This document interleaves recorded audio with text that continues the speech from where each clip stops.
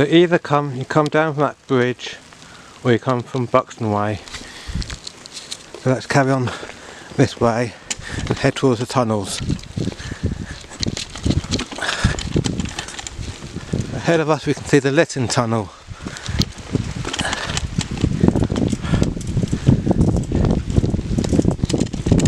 Here's a signpost, got Bakewell that way, and it says Wydale that way. It says the Monsell Trail is a former railway line converted and managed by the Peak District National Park Authority and used for walkers, cyclists and horse riders. Respect other users, give way to other walkers and cyclists, take care on bridges and embankments where the edges of the trails are high and steep, take extra care in the tunnels, don't touch the sides of the tunnel, they're dirty from their former railway use. There's like a little map there. We're just about there. And we've got to go all the way down. I'm going to head for Bakewell. Well, Coombs Road in Bakewell.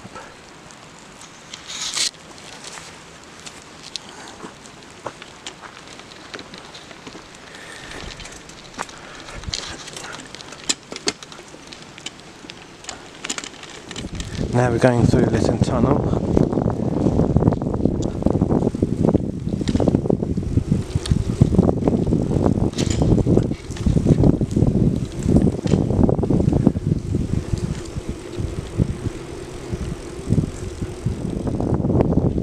Now we're coming to the end of Lytton Tunnel.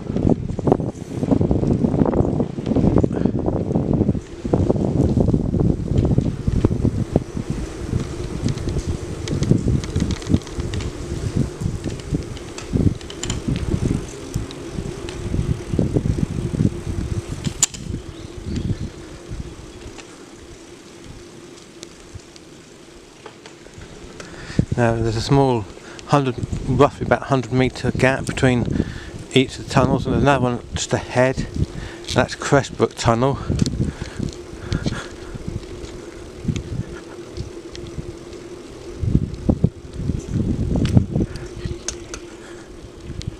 With a bit of a view.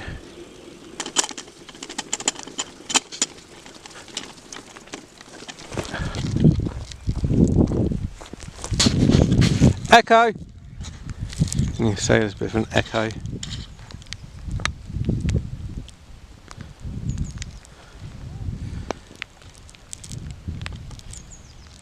And there's a bit more of the view. You can see the river down there. It goes on for miles that way. And that's downstream. Going that way. That's downstream that way. And that's going upstream that way. Now we're going to head into Crestbrook Tunnel.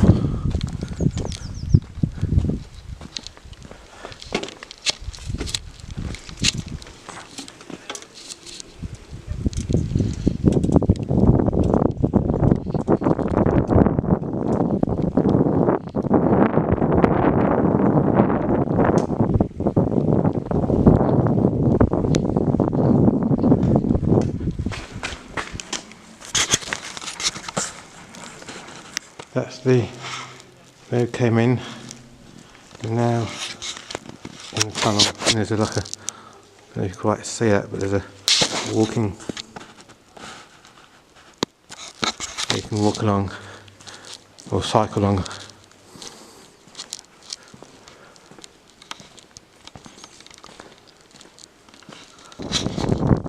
Now coming to the end of this tunnel.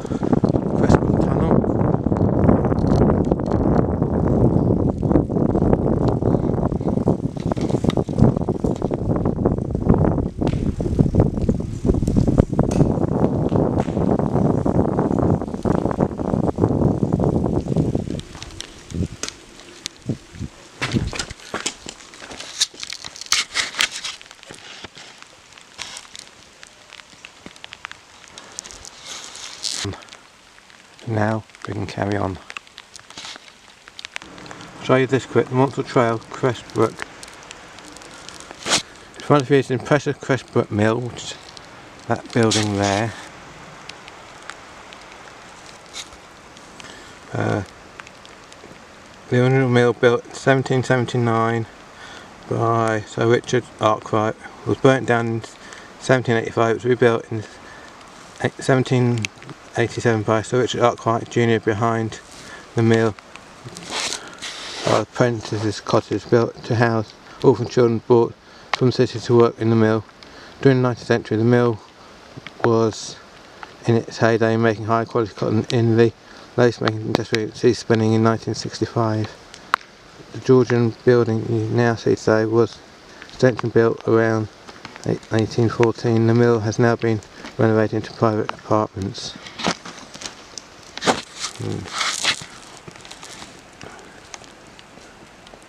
Shortly after the railway line opened in 1863, the mill owners requested that a siding for minor mineral traffic to be built. In 1866, both sidings and a passenger station opened and were named Monsaldale Station. The station, popular with walkers, closed in 1959 and last train ran on Midland Railway in 1968. This picture of the Monsaldale Station about over 100 years ago.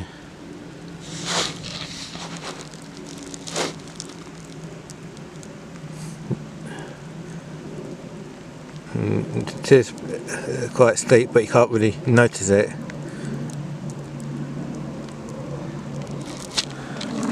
And the Monsaldale Station is that way. Let's carry on now. And this is all what's left of the Monsaldale Station. Should be a platform on that side, but that's long gone. Let's continue. You've got an old navvy's hut. All that remains. Doorway, the window, another doorway.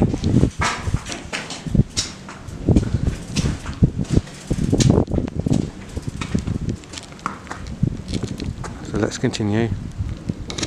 We're now heading for Monsaldale Viaduct.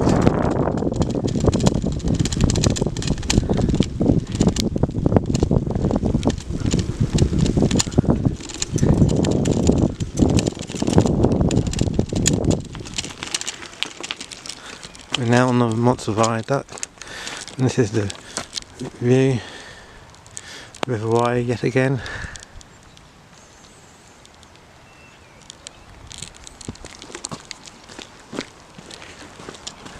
And we'll cross over.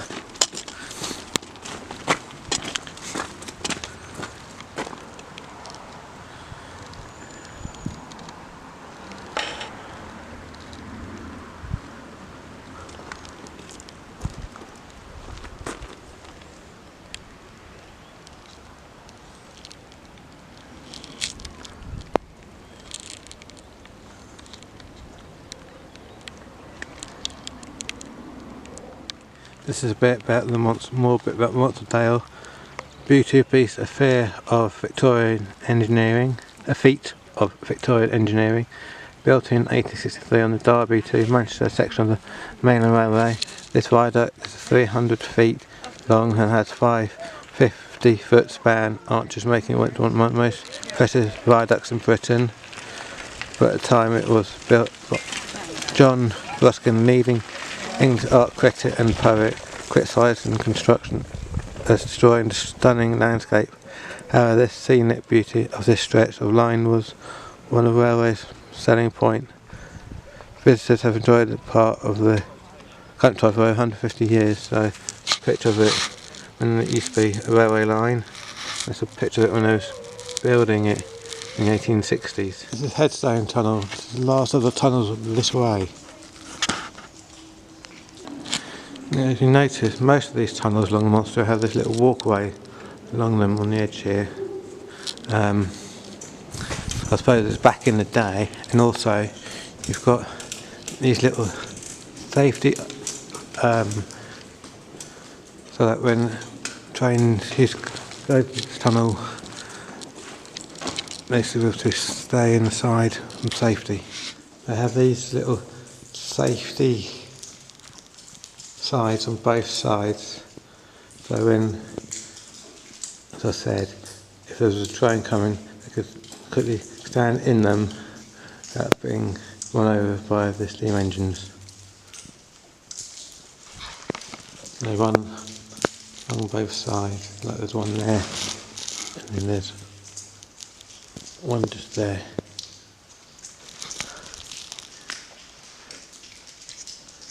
So let's carry on into the tunnel.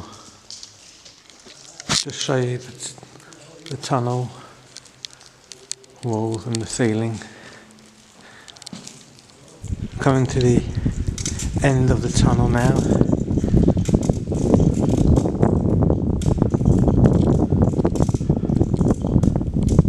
So you notice it has a cage over the entrance, because you can see the sides are pretty steep. Just to stop rocks falling on top of people.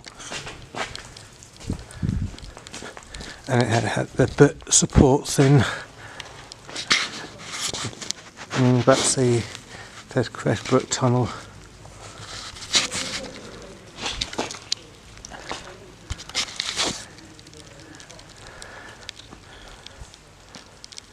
Supports both sides, so let's carry on now. Going underneath this bridge, and in the far distance there's another station.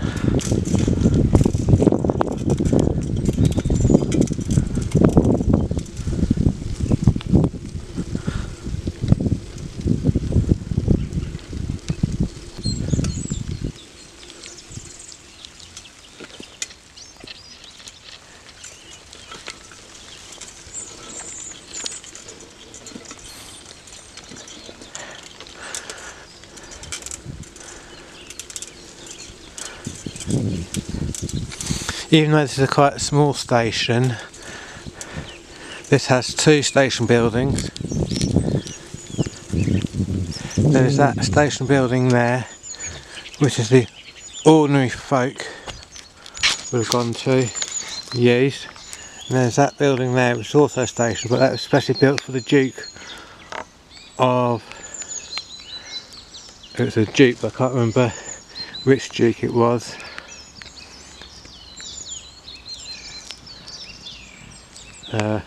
You can't really go in there because it's private, but that would have been like for everyday people's station, that one.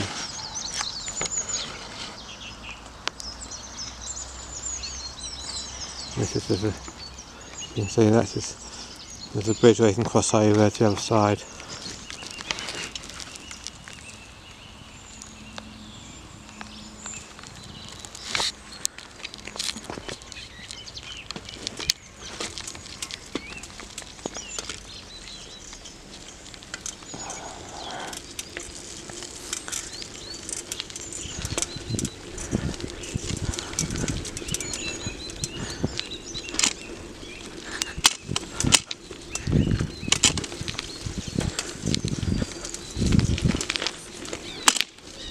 Here is something interesting I found along the Monster Trail.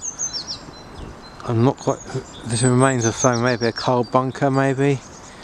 I'm not 100% sure.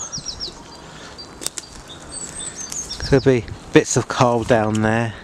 I'm not sure.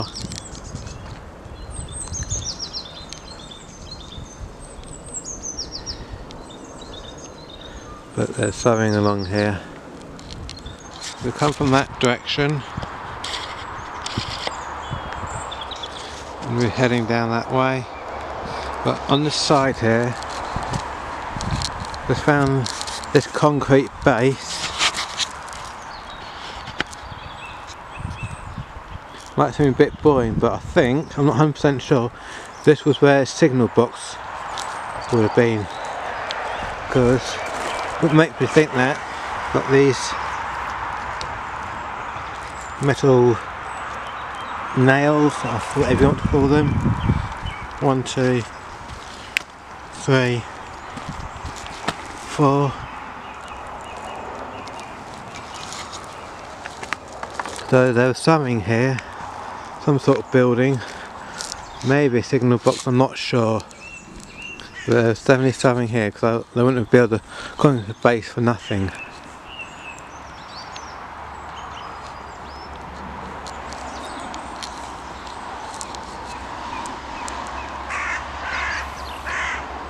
So we're now going to carry on going down that way, heads towards Bakewell. Now we're about to go over this bridge, which goes over this road. Interestingly enough, it still has part of the original track bed on it.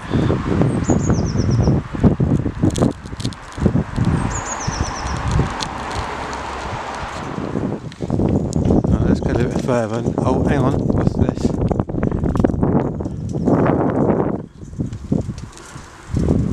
Let's see, here's another one of them. Maybe an old coal bunker. Maybe, perhaps.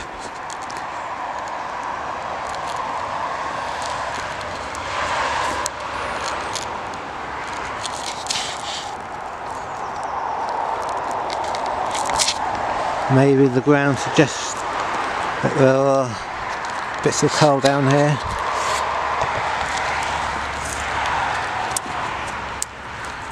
Or maybe it was to store stones for the track bed, maybe, perhaps. I don't know.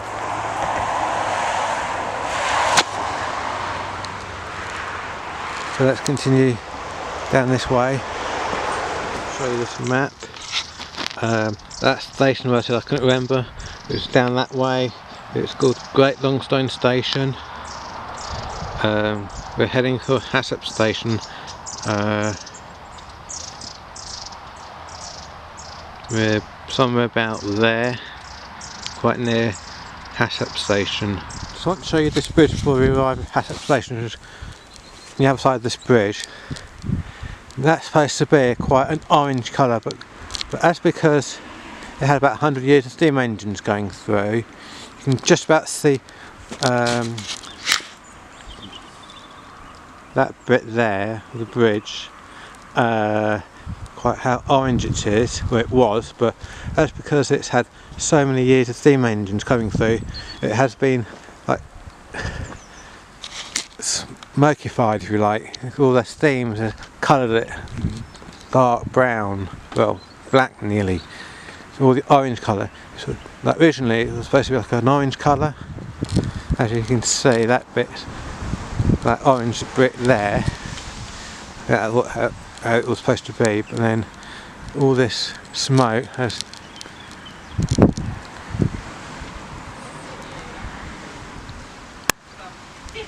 so you can see how dark it's been with all the smoke on it.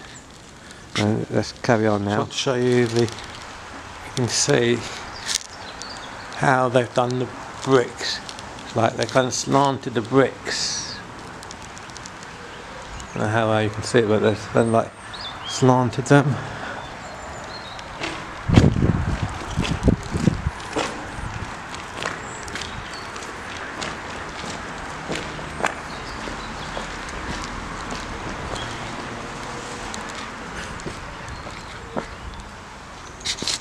And again, you can see how well all the smoke from the steam engines discoloured the bricks. You can see how orange it is. Well, how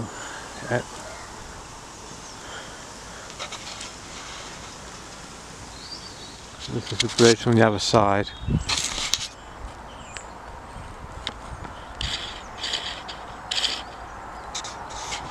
Quite been discoloured, but well, the smoke. So it was supposed to be quite an orange brick coloured bridge. This is a quick some photos. This was around 1910. Hassop Station Master's House, original canopy glass provided shelter for the waiting passengers. This is Hassop Station during World War I.